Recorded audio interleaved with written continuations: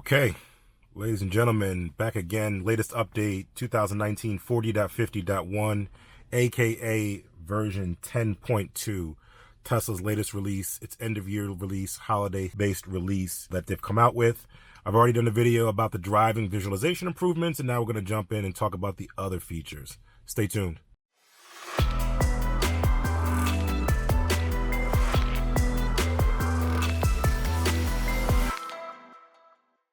All right, so we're back at it. I'll keep this as quick and succinct as possible, but let's just jump through one by one. The first thing that they've done is they've added additional voice commands. This is a long time coming for Tesla owners that have asked for more detailed and nuanced voice commands that Tesla could implement inside of its car.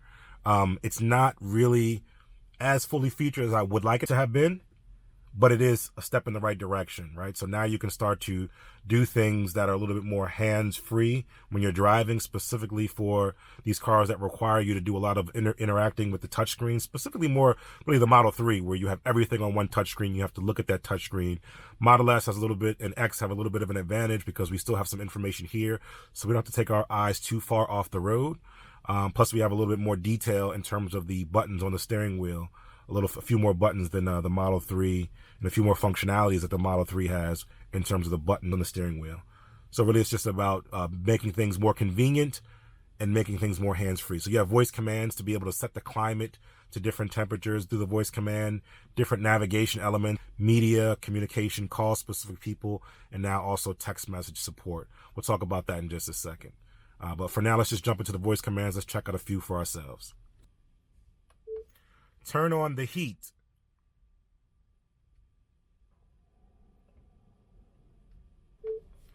Turn on driver seat heater.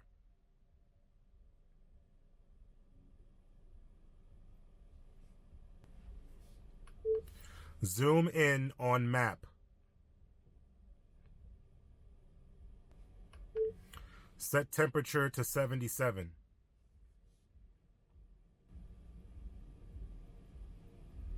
Now, one thing to note about this particular release is that before, for the commands here, you're used to press it, say a command, and then press it again to stop it. Now with this new update, you're going to press it, say the command, and don't do anything else.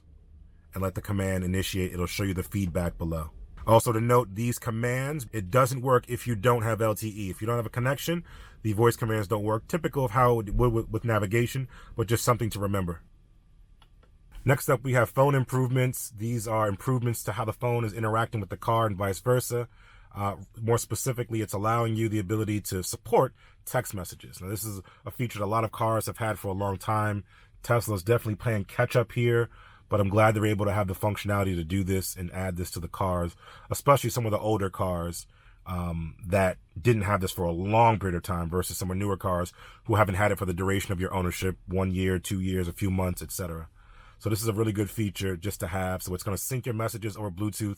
When you enable this feature, you're able to now receive messages, and you're also able to use the command here to be able to voice dictate a text message reply. Again, trying to keep your eyes on the road and focused as much as possible and not get distracted by text messages and those other things that would require you to use your phone. So let's check that out right now.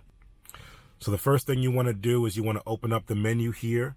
And this menu now has been revamped to show you what the phone is and then show you some additional options. Prior to this update, it was sync contacts and recent calls that would show on the call screen. Now we have the option to sync messages and also give a little notification on a chime to be able to let you know that a new text message has come in. So if you have your phone on vibrate, it's in a holster or in one of the cubbies or in the other seat, this will just raise a chime just to let you know that the text message has come in. All right, so once we've done that, once we've set that up, now we can do is go into the quick launcher, open the call log, and now we're going to see a messages tab. So you have recent calls, contacts, the dialer, which has all been there before, but now you have messages, and the new messages will display right here, and you'll be able to see them. It'll read them aloud to you, and then it'll also allow you to dictate back what a response would be in text form.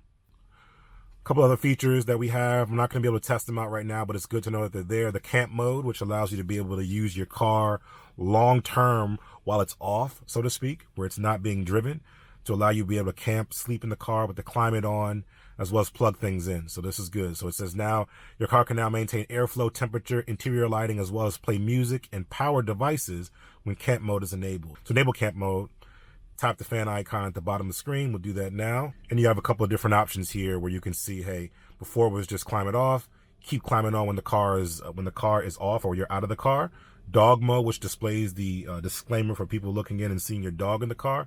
And then now camp mode. And when you enable camp mode, it tells you car will stay on until battery reaches 20%.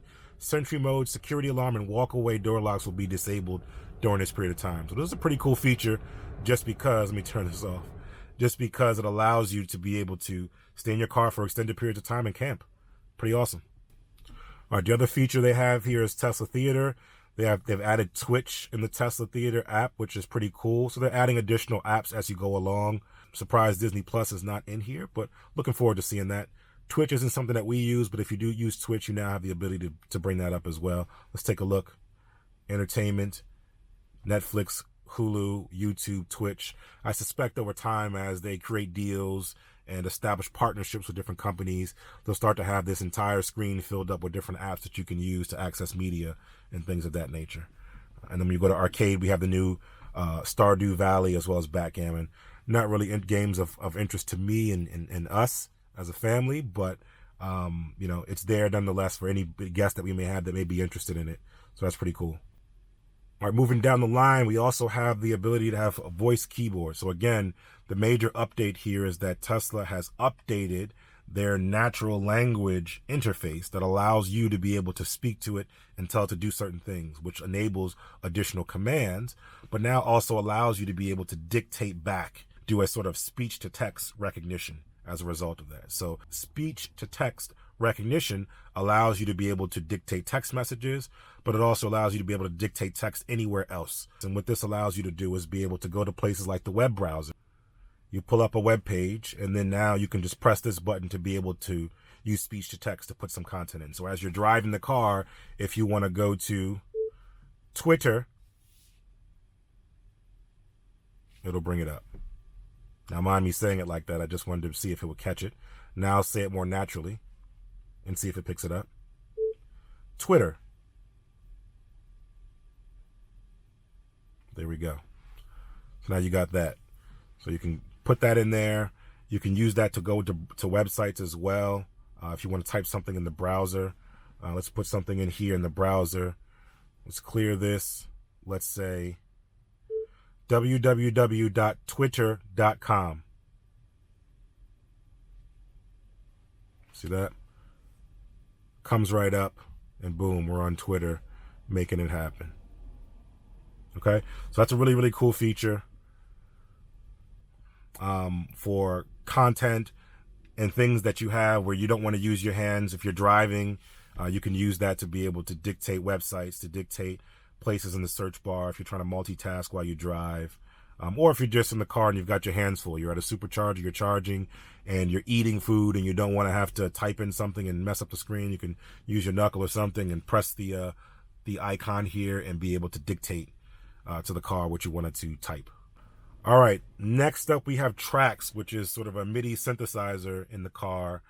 In addition to creating visual masterpieces with Tesla Sketchpad, you can now make audio masterpieces with Tracks.